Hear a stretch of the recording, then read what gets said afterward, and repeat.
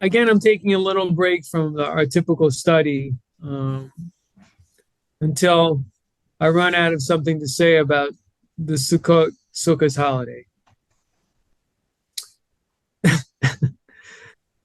So, I mean, the first thing I wanted to bring up is in terms of the theme and the reason also. Remember, I've always said in the past is that even for different commandments that are discussed in the Hebrew Bible and the Torah that are directed specifically to the children of Israel, what's now known as the Jewish people, but we can learn lessons, right? And I think that's important to do and good to do. And um, and Sukkah is a tremendous lesson. I mean, Sukkah, I think, is again has something to do with something very fundamental for Noahides, and that is faith. I mean, the basic and more than that, trust.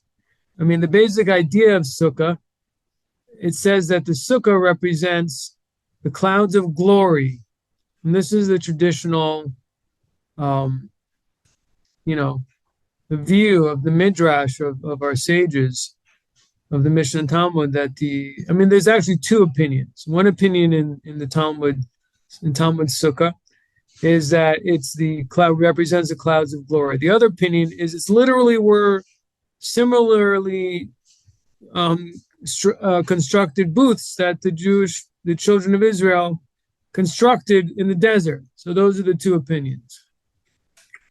The opinion that we seem to adopt primarily is the first one, that the sukkah represents the clouds of glory, or protected the children of Israel through their sojourn in the desert. And it talks about it actually in one of I think, I'm trying to think in which parsha, it may have been in NETIV, but towards the last half of Deuteronomy, it's mentioned that it says that Moses tells the people that your feet did not swell and your clothing did not become worn all the years in the desert. And that was because of the clouds. The clouds were able to keep things moist under their feet and protect them from, from the sun and the elements. So that's something fantastic. So what's interesting about this mitzvah is it represents both the idea how you can rely on God in a similar way that the children of Israel, that he provided everything to the children of Israel. But it's also the idea, the mitzvah of Sukkah, though, if you think about it, it doesn't appear like clouds, right? I mean, obviously. The mitzvah seems to represent, even though, again, our sages say it represents the clouds, but that's one aspect of it. But the other aspect is we're building it, and that to me seems to represent, and we're sitting in it, that represents the fact, the part of it that God takes so much pride in, and as it says in Jeremiah, in one of the first chapters, when I remembered the loving kindness you did for me when you followed me into the desert. In other words, the heroic act, the act of leap of faith, that an entire people just went into the desert without sufficient provisions. And, because to go into a desert with just provisions for a couple of days, it's not really, that's a leap of faith. That's a big one because there's nothing out there. People who go like that, they die out there. So that's something that God remembers eternally. The fact that the people, took that leap, that they took those steps into the wilderness. Is one way of saying it, but it's a desert. It was a desolate place where there wasn't natural resources to provide. Not only that, there were dangerous, there was snakes and scorpions that also are mentioned in the Bible that were present there. It's a dangerous place. So, yet the people went there. So it's kind of like, so it basically, this is the lesson. And maybe after this, the lecture is over. No, we'll see if we could do some, say additional things too. The point is this, the big lesson is that we take the step, we take this leap of faith. We basically take a risk in listening to what God asks us, wants from us. and in return, he protects us. I mean, that's the basic structure of this mitzvah, and what the Jewish people representing by performing this and reenacting the mitzvah of Sukkah, that all the nations should see this, the idea that they, and similarly reenacted, that they're leaving their home, going out into the elements, and also at a time where generally around the world, the weather is not so good for that kind of activity. And they're relying upon God. So they're taking a risk, and they're leaving themselves vulnerable to the elements. Again, the roof of the sukkah has to be such that the rain can come through. What does that mean? I mean, it has a lot of meanings, obviously. We can't come to the depths of the commandments of God. But in terms of what little bit we can understand in a simple way is that a person is left vulnerable at the end of the day. Even after he has the sukkah there, he's still relying on God anyway, and similarly, the people every single day, it's an interesting thing about a miracle is that you never get comfortable with it. For 40 years they had these clouds, but every day they woke up, and maybe, truth is, I don't know this for sure, but, they may never have fully felt like we're okay. For example, the point is like the manna. We see this in the manna, actually, exactly. The people, there was something about it, even though it fell every single day, but its unnatural quality was very uncomfortable for many of the masses of people. Because it was a miraculous, they wanted food. That's why they complained about it, and that was a sin to complain about. But at the same time, it was, because of a spiritual deficiency and lack of faith and so on. Why didn't they want to connect to the spiritual side of the manna? But the human part of them was just like, we just want, we want food, and we want, to say it in the current vernacular, it's like, I want a nice size savings account. I want my 401k. I want my house paid off. I don't want you to tell me that you're a God and you're going to take care of it. I want to see it. But that's a lack of faith, but it's not an unnatural thing for a person to feel. But you can't exercise faith in the same way when you have all those things. And that's the idea of the sukkah, is your person is put to the test of faith. Person is in a vulnerable position. God could make it rain. Things may not go so good. You may have to leave the sukkah, right? But the point is, we're going out there. And it's similar with being a farmer, maybe like being a rancher. I don't know enough about ranching. I mean, it's simple in terms of farming. Person's dependent on the elements, on the weather, which more directly is, clearly, from the hand of God. And today, obviously, through science, humankind tries to manipulate that and control that, etc. But in its pure form, what I'm trying to tell you is that the Jewish people, there's a certain message here of the value of vulnerability. There's a certain value in it. What's that value? The value is you're in a special relationship with God, because you're saying, look, I'm just relying on you.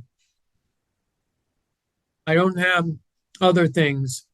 I don't have, the circumstances otherwise. And to a great extent, and it's interesting, there's actually a Yiddish song about this. To a great extent, the Jewish people throughout history have been in this precarious situation. In other words, at least since they've been in exile.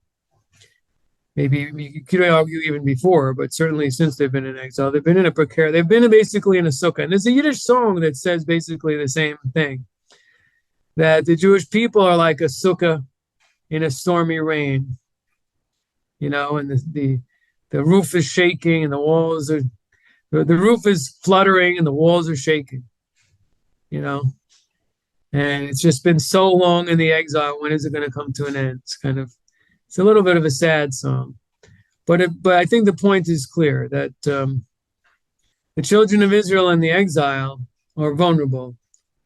They're different than everyone. They have different beliefs, And obviously, and so, in a certain extent, they may make other people uncomfortable, feel threatened for various reasons. One is, again, ideologically, they have very different beliefs, and yet they succeed, and that becomes very threatening. And that's a promise, obviously, that God made to the Jewish people. Also, it's one of the, I think, also in NETIV, I think it says that there, or maybe it's in Kisavo. I think it's in there where God says during the rebuke that even when you're among the nations, I will, in the exile, I'm going to still look after you. I'm not going to completely, rebuff you, reject you. So there's still divine protection in the exile. And that brings about a situation in which the Jewish people are able to thrive very often in the exile, at least to a certain extent. And so you have a kind of a paradigm in which the general population have different beliefs, and ones that they believe are, right, and like everybody's doing it. And then you have this minority that are doing things really, really differently, and yet still seem to succeed. And so that's very threatening, because it threatens their whole foundation of their belief system. It threatens their, their whole worldview, the whole perception of themselves as being the way to go. The way we think is how a person lives and succeeds, and then these other people are doing a different thing and they're doing okay. That could be very threatening, and that causes antagonism. And it's only through really God's, providence and supervision that the Jewish people avoid a lot of, how shall I say, a lot of, as I said, antagonism and a lot of hatred, maybe a lot of a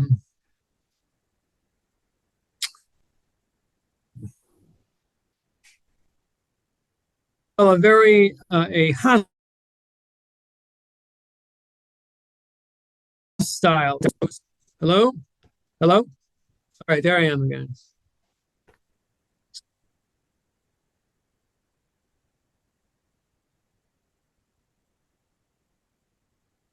Hello?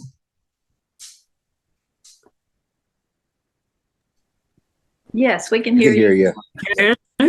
Oh, all right, because I wasn't. Oh boy. Okay. Was I on tape? Yeah, I think I was. Oops. Okay. So the point is, but it could create a hostile antagonism. But the point is that creates this vulnerability. I mean, obviously, just being different alone puts you in a vulnerable state. Just being different, because you're the other, you're the minority other who's very different. And so the majority don't they don't empathize, how do I say, with you. They don't see themselves as being as unified with you. So therefore they can let things out on you, basically. They can blame you because you're not them. People just by nature blame the other guy for problems, or are more critical.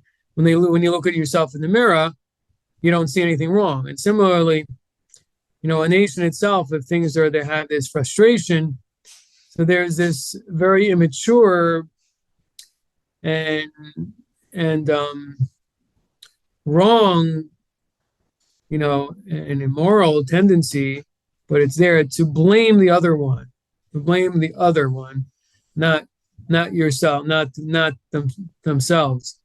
And so that's something obviously that happened for, many, many centuries. And I guess maybe still happens today. Even here in the United States, there are higher numbers, they say, than people may realize, of people who are quite anti-Semitic, actually, from what I understand. So, but that's kind of what the Sukkah represents being vulnerable. being almost in danger, and yet relying on God, and also yet surviving. And that's obviously a way in which God can show his miraculous providence in the world. Of course, you have to have a very discerning eye to see this. It's not something a lot of people, many people, most people won't notice it. But that doesn't mean that's not what God's trying to do. I mean, if people don't want to hear messages of truth, that's not God's fault. You know? So, but let's get back to, so that's an important point also, because it's something that even not just to Noah, it's interesting actually, that lesson goes beyond just the Noahide, meaning someone who's trying to keep the 7 laws. It goes for all the nations. It's a lesson that they will eventually learn. There's actually a Rashi recently, and I think last week's parsha, that says that at the end of days, the nations will praise the Jewish people for clinging to God throughout the long exile, despite many challenges and suffering and so on. It's a little bit related to what I'm saying. But what I'm saying is actually has a lot more to do with the question that so many Christian thinkers asked over the centuries, Pascal, but there are many others. What is it with these people? Like, if, according to Christianity, they were rejected by God, why are they still here? Why over all these years they're still around? If they were no longer chosen, God forbid. So it's so fascinating that even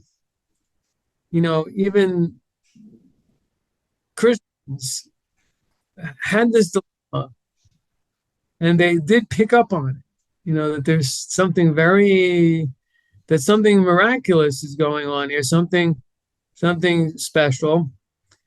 And, one of the approaches was, as you're probably familiar, the approach of those who were anti-Semitic Christians, I guess you could say. Or anyway, one of the ways they dealt with this, a rationalization, you may want to say, one way of dealing is that the Jewish people are being kept, as to bear witness somehow to, in other words, to continuously be punished. Like, on one hand, they're eternal. On the other hand, they're eternally going to be punished and suffer. So, in other words, so it's kind of like basically the persecution that many Christian monarchies or, many sections of the church put upon the Jewish people, then they just turned it around and they said this was something that was divinely decreed. Now, I always found that interesting. They say, yeah, they're still around, but they're here to be a witness by their suffering that they're rejected. So they're here to show that they aren't wanted anymore. I don't know why. Maybe I shouldn't be getting into all this in the Torah. It's a little more historical than it is Torah. So let me get off of this. But my point was to show you that this point was something that even a non-believing Gentile picks up on. That's really was my point. And it's not obviously surprising that Christians and Christian thinkers picked up on this, because obviously they are connected to the Jewish Bible through the Old Testament, as they call it, and so there's a sensitivity to awareness of chosenness and so on and so forth, and so they're paying attention enough to see that there's a problem. But again, it comes down to the same thing where the Jewish people became a threat. It's like the eternal quality really was just a slap in the face of Christian thinking.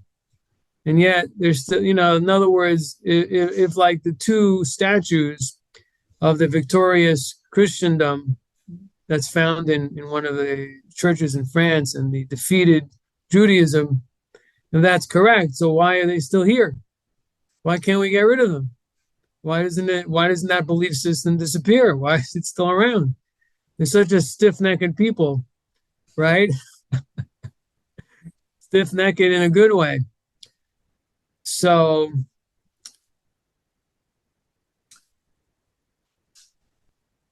I mean, there's so much to really say about it.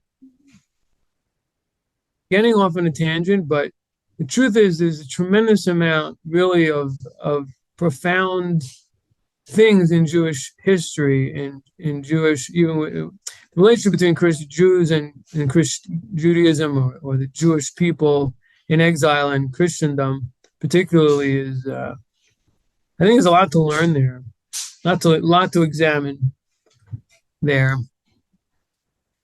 But yeah, so this point of this vulnerability, and yet being protected, and this point of like it's raining inside. I mean, the sukkah is like the exile in a certain sense, and it doesn't say this anywhere. But if you just look at it, I mean, again, it actually is a common Jewish folk song that the exile is compared to a sukkah. So I wouldn't at all say that it doesn't say it anywhere. In fact, maybe in a certain sense it's said more than somewhere. It's said by the Jewish people as a whole that this is the case. But but the point is the sukkah, the sukkah, you suffer sometimes in the sukkah. Sometimes it rains into your sukkah. It's cold, but you're still out there. And it's kind of like the exile where the Jewish people were persecuted, but we're still here. Now things obviously have improved, thank God, a lot. But now now we have separate problems. Now we have the problems of. So I was just thinking about the other day. Something our sages say is more bitter is the one that brings and entices his neighbor to sin than one who kills him. In other words, a spiritual death, is worse than a physical death. So this came to my mind when I was thinking about the current exile. And I said, I was thinking, because on the one hand I was thinking, well, it's very good. The situation is better. And then I thought to myself, but according to this, what should I call it? This idiom, the paradigm of being enticed to sin by someone. In other words, someone who pursues another to cause him to sin is a bigger destroyer than someone who seeks to cause him harm, even tremendous harm, physically. According to that principle, this exile may be seen as worse because it has caused such rampant assimilation. You could say that the recipe of an ending to a very difficult physical exile in Europe, going straight into the freedom and prosperity that was available in America, was really a test that, should I say impossible to overcome and extremely difficult to overcome. It's a recipe for assimilation. That makes this exile a very, very, very bitter one. I mean, it's kind of like you have everything, but you don't have yourself. If you have a lot of cars and everything, but you're crazy, you're nuts.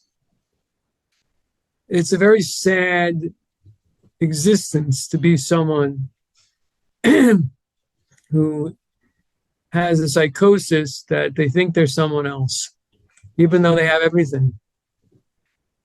That's what assimilation is.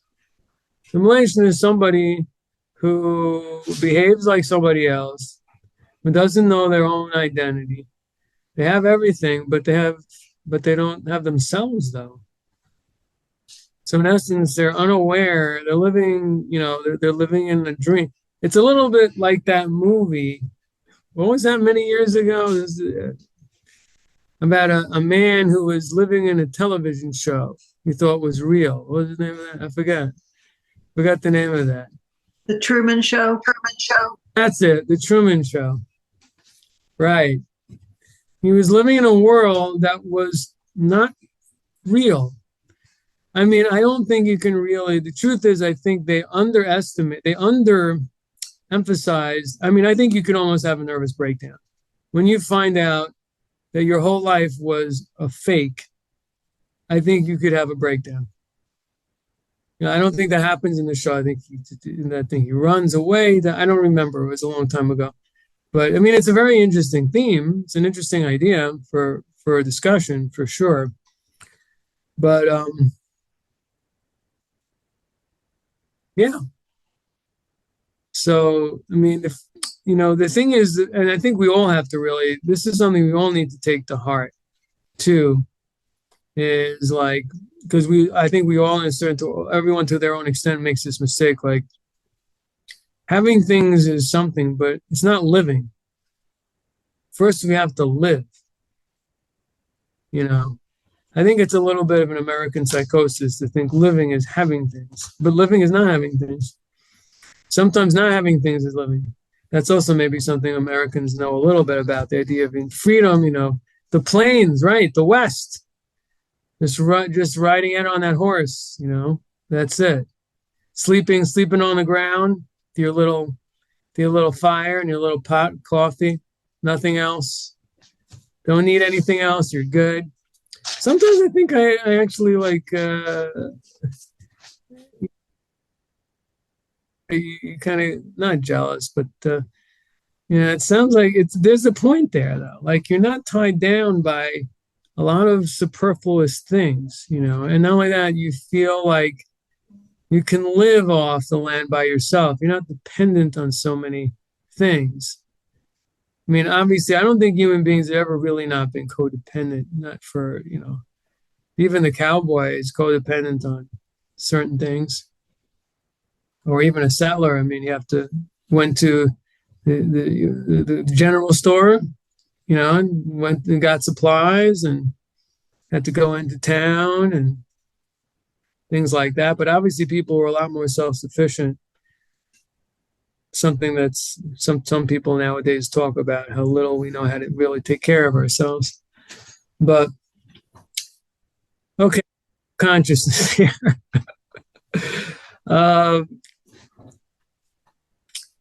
So back to what I was saying, if I could bring myself back about the assimilation, yeah.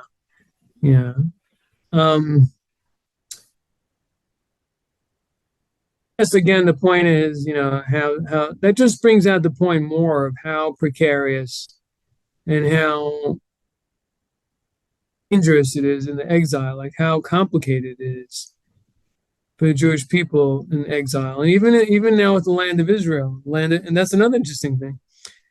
Another fascinating thing is the story of the establishment of the state of Israel. Is that the Zionist movement believed that the state of Israel would solve all of the Jews' problems. Has it? It hasn't.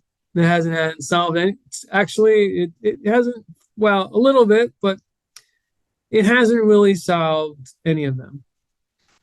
It's helped. I mean, again, it creates, how do I say? I mean, I think it does create a refuge for Jews to go to. However, that refuge is constantly under siege. That refuge has 50,000 rockets pointed at it. So it's not really the tranquility they were looking for.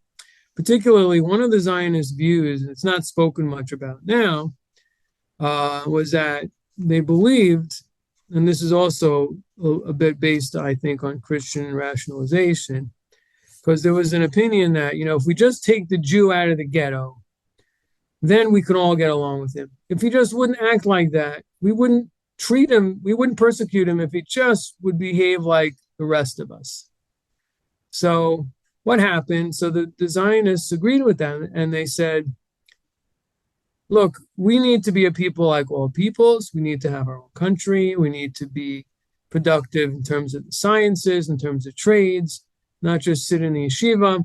We need to get out there and, be a people, have an army, and obviously not be vulnerable. And the truth is, in that way, they were right. I mean, in that way, how do I say? Well, wouldn't fully say they were right, but I could say at least you can see the point there. You can see the point. However, the end of the day, they did not succeed in terms that this theory did not prove to be correct. In other words, the idea that anti-Semitism would go away if Jews behaved like non-Jews turned out not to be the case. In fact, today, maybe you could say the majority of anti-Semitism is tied in with anti-Zionism, right? It's tied in with saying Israel kills Palestinians, Israel is an evil country, Israel poisons the wells of Arabs, et cetera, et cetera, et cetera. So becoming a country and becoming non-religious to a great extent, or identifying not in a religious way, but a secular way, didn't do anything to assist to undo anti-Semitism, it appears. Some argue that isn't true. I mean, I'm just telling you, it certainly didn't solve the problem. Maybe it shifted the problem. Maybe it may make some people think twice before, really persecuting the Jews in a very severe way, because, there maybe people may think, that, in other words, subconsciously, there may be a thought, well, maybe the state of Israel may come to their aid. You could argue that, but I don't think so. I think it's just the whole world has changed. I think that there's more tolerance in terms of certain things, whether it has to do with changes, it has to do with changes in the Western world and Western thinking, which obviously is in the hands of God. Why do all these changes occur? Why did it move in this direction? So many different factors, and you can give a lot of different reasons. I'm sure historians do give a lot of reasons, but at the end of the day, it's because God decreed that a different exile would take place, a different form, and therefore, and that's why exactly what we see now is that it doesn't really matter if a Jew is in Australia or the United States or almost any Western country. They don't have the same level of freedom and pride as they are in the land of Israel, but they certainly don't face the type of persecutions that created the land of Israel in the first place. Does that make sense? So, yeah, and again, I'm repeating it because it's important and interesting. I think a very interesting point is that the idea that a different Jewish identity would do away with anti-Semitism proved to be completely not true. Okay, so what does this have to do with the Sukkah? It just has to do with really, it's just a big elaboration on the vulnerability of the Jewish people, even now, even with the state of Israel in existence. Even the state of Israel itself is a Sukkah, because it's very similar to a sukkah in the way that there's some protection. You have walls, but it's still shaky. And similarly, Israel has an army, and it has, agriculture and trade and, and all the structure of a nation, but it has a lot of enemies who are very rich, who have a couple of 100 million people who hate them. That's not an easy situation. It's a very sukkah-like situation, a sukkah on a rainy day. That's like a sukkah on a very, very cloudy day where you're just wondering, when is the sky going to open up and this sukkah going to get soaking wet? That basically is the state of Israel on a daily basis, if you think about it. In fact, one of my relatives said this to me. Last time I was in Israel, there were rockets falling from Gaza, I think it was. Yeah, mostly it's been lately from Gaza. Mostly all these wars have been with Gaza. They have I don't know what it is, 50,000 rockets in Lebanon that they don't shoot. But anyway, so I was just saying to her, I don't understand, because she's secular. And I said to her, I don't understand. Hello? I said, One, I mean, about, we're strong and we're going to fight back and everything. Why are you letting them shoot all these rockets and everything? Why doesn't the secular Israeli army go in there and kick some, and take care of this problem, like, with force? And she's like, no, that the whole world is against us. The whole world is against. So basically, in essence, it's still exile because they still feel constrained by the nations. They can't. They're afraid. It's very interesting because it used to be, it's so strange because it used to be that there was an image of the religious Jew in the Eastern European, exile, his head a little down, he's, afraid, running from a pogrom, and that the Israeli was, brave and strong and, olive skinned from the sun and, working with his hands. And I don't know what happened. I shouldn't say that. They're pretty strong and they're pretty olive skinned. And, don't mess with the police over there. They're pretty tough guys. And so is the army. So I don't mean to minimize it. But at the same time, there seems to be there is a degree of fear. There is a degree of hesitancy. What is the look? Because again, I guess because from a natural point of view, well, we need Europe for trade. We need the United States. If we get them angry, they're going to be mad at us. And they're not going to do this. And then we're going to be in trouble. And so, in essence, Israel is not an independent state in the full sense of the word. Yeah, so the Jewish people are Sukkot. So what does this have to do with the nations? So again, I guess it has to do with the fact of how you have to approach faith. Let's get practical now. It looks like it's, I've managed to speak almost for the full class. Thanks for joining me. But it comes back to the idea that you have to get out of your comfort zone to really have a relationship with God. At least that's the message to the children of Israel. Maybe for the nations, it's okay.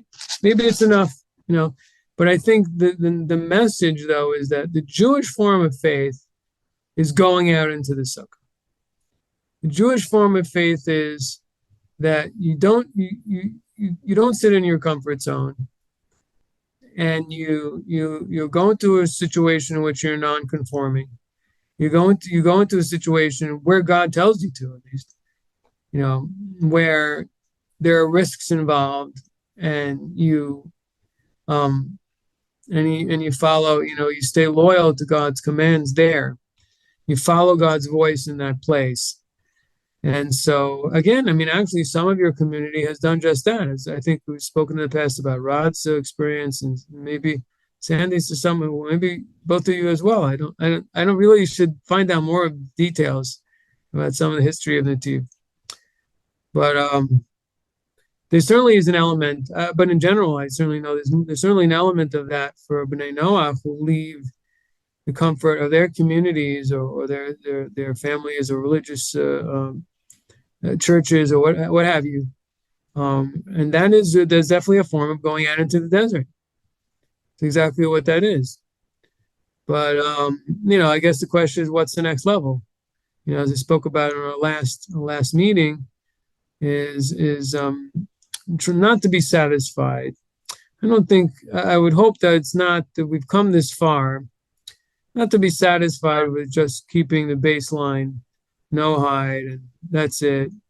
We're good. Now we're going to relax every man under his date palm tree, and every man under his fig tree, as it says in the book of Judges. But instead, we try to take things to the next level. So I guess my example would be, for example, well, in all the commandments, the Tanya says that a person who's a servant of God, if he has a certain habit of doing something, he pushes to do more. So I think that's a very powerful idea because, once you have a habit, then it's not hard. We're just doing it. So the idea is, so we do more than what we're accustomed to in some way, or we do something with more intensity than we're accustomed to doing it, whether it's prayer, for example, in Torah study, or giving charity a little more than we're accustomed to. Obviously, that's a big one. That is really putting a person, because that really gets to the heart of things.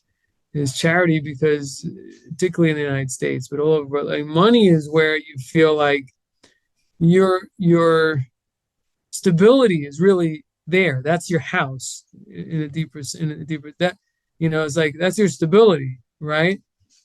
That could be, your meal or something, or that could pay for something for a rainy day. It's always like, well, I may need that. Whatever money we have that's extra, we all feel like I may need that. I don't know if I should give that to someone else. I may need that. Who knows what's going to happen? So that's really where you find this idea of faith really plays a tremendous role in charity, even for a few dollars. It's a funny thing, like, we could go and go on a vacation, or we go out and go to a restaurant, and we really don't think of that much about the money. Well, maybe some people do. Maybe a lot of people do think about the money, but the point is that when the person asks for, a dollar, like a little bit of charity, immediately our brain is going to start to, the natural thing is to, wait a minute, I really don't have money I can't give much. It would have to be very limited because, I don't have. And so, how much do I have already? It's not much. So, so this is really an area where a person can exercise their faith by, listen, number one, God gave me this money so that I could help others. Otherwise, that's number one. Number two, is like, don't worry, he'll provide for me more on another day. Right now, I have a lecture and I can give you, because listen, God is not forsaken me. My God is not in Chase Bank, he's still going to be watching over me tomorrow. And that's exactly what the idea in the desert. The idea of the desert was every day was like, what are we going to do today? Is there going to be food? There was no storehouse of grain. There was nothing. It was the manna fell daily. And if it didn't fall, they didn't have anything. If they didn't fall, we were going to starve. So that's not an easy way to live. But it's an exercise in faith. So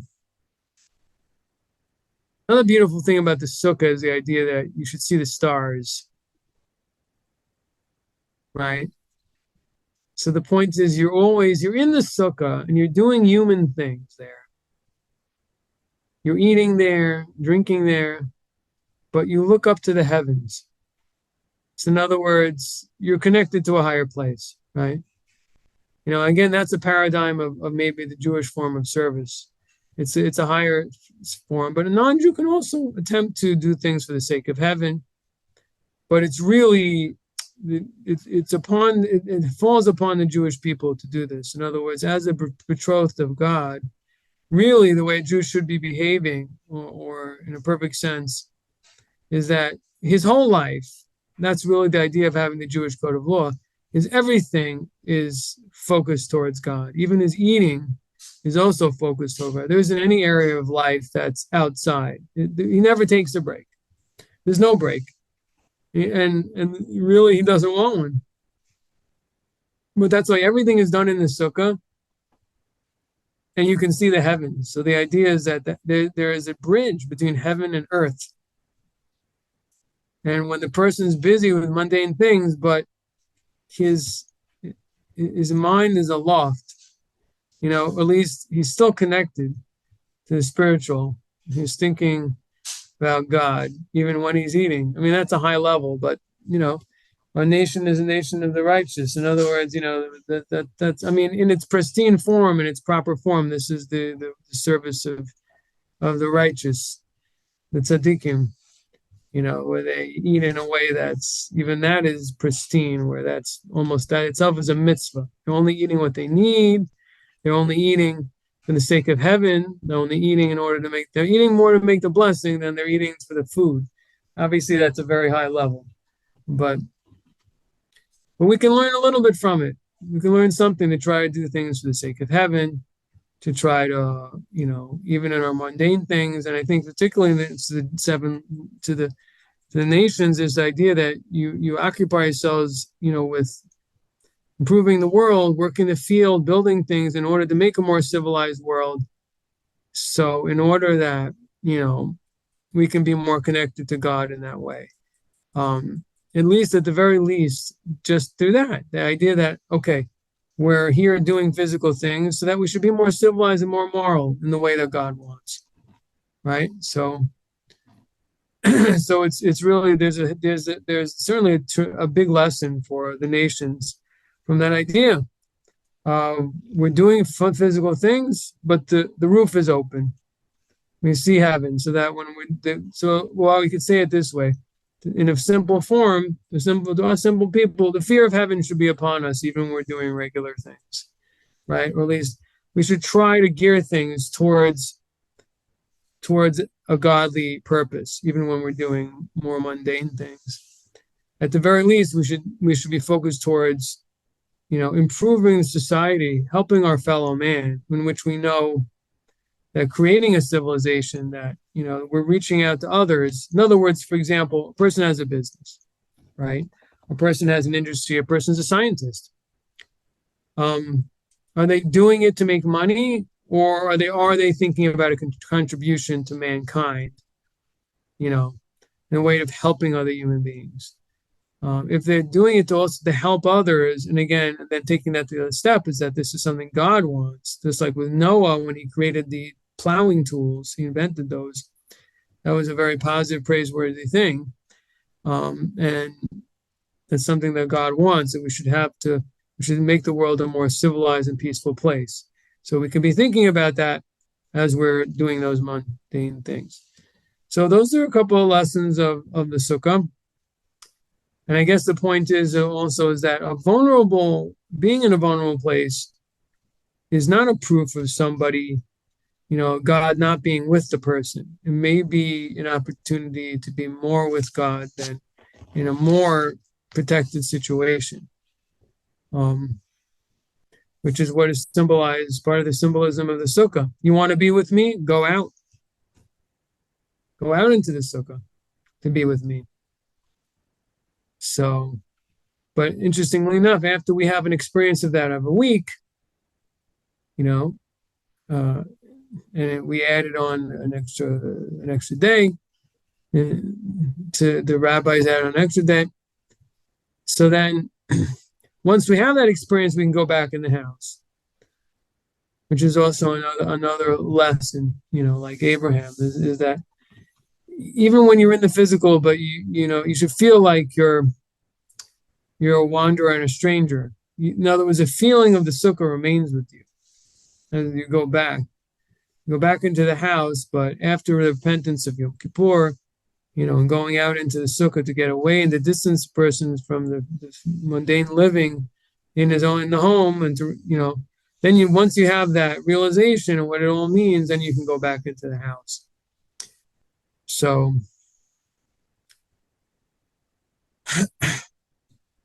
anyway, I guess the bottom line is that the idea is how to work on faith, and in a way that actually has a repercussion, not just thinking about it, but pushing the envelope a little bit, doing a little bit more in something that, even though you guys have already done a lot, I know that, but despite that, clearly, you have the power to do it. So let's do some more.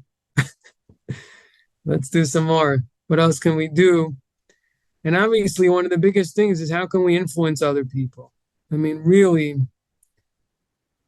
obviously the Rebbe's, the Lubavitcher Rebbe's talks are full of this idea of trying to influence other people, and that we really could all do more of it. We're so busy with our livelihoods and everything else, and also family, hopefully. And family is, of course, the first step, is with people around us to affect the people closest to us. That's the first thing. So, but, to have other people, and that's also part of faith too, because a person who doesn't have faith is always worried about their own situation. Oh my gosh, what's going to be next? What's going to be when I get older? What's going to be tomorrow? What's going to be with my job? They have no time to think of anybody else because they're constantly worrying about their own situation. which is something we see today also. It's interesting that the advent of atheism over so much time, it does seem like there's not a day goes by now where I don't see on the news that there's like some major crisis, the world might come to an end. I don't understand it. Like, what is going on?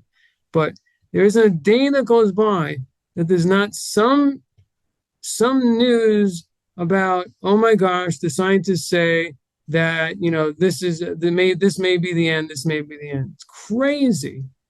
It's crazy. I think people don't even pay attention. I mean, I remember growing up a little bit, and I was born in the 70s.